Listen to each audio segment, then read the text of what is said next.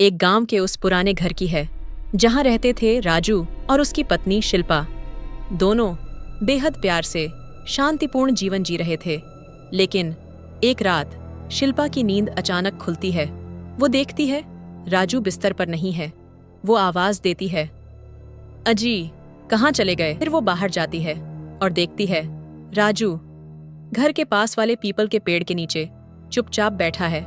शिल्पा धीरे से पूछती है, यहाँ क्या कर रहे हो? राजू कुछ बड़बड़ाता है, नींद में बोलता है, बस थोड़ी देर, बहुत नींद आ रही है। शिल्पा हैरान होकर कहती है, लेकिन पेड़ के नीचे क्यों? चलो घर के अंदर। राजू कुछ समझ नहीं पाता पर चुपचाप उसके साथ घर के अंदर लौट जाता है। सुबह राजू अपने काम पर निकल जाता है। शिल्पा रोज की तरह घर का काम करने लगती है। इसी बीच एक अजनबी साधु दरवाजे पर आता है। माता, कुछ खाने को मिलेगा? शिल्पा उसे फल दे देती है। साधु धीरे से कहता है, तेरे घर में अंधकार का साया है, तुम्हारे पति की परीक्षा आने वाली है। शिल्पा डर जाती है लेकिन कहती है, क्यों डराते हो बाबा? खाकर धन्यवाद दीजिए और जाइए। बाबा मुस्कुराते हैं, कुछ नहीं कहते और आगे बढ़ जाते हैं। रात फिर आती है और वही होता है। राजू फिर से नींद में उठता है, बाहर जाता है उसी पीपल के पेड़ के नीचे और इस बार वो कहता है, मैं तुमसे वादा निभाऊंगा, बस 2 दिन और, फिर हम हमेशा साथ रहेंगे। शिल्पा ये सब सुनती है लेकिन वहां कोई और नहीं था। अगले दिन शिल्पा अपनी सहेली राधा को सब कुछ बताती है। राधा सीधी कहती है, ये कुछ ऊपरी साया लगता है, तुझे तांत्रिक सोम बाबा के पास जाना चाहिए। रात आती है और एक बार फिर राजू उठता है। इस बार उसके चेहरे पर अलग ही डर था।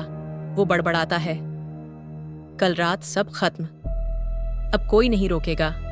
शिल्पा डर के मारे रोने लगती है। आप ऐसा क्यों कर रहे हो? क्या कमी है मेरे प्यार में? राजू एकदम चौंक जाता है। मैं यहाँ कैसे आया?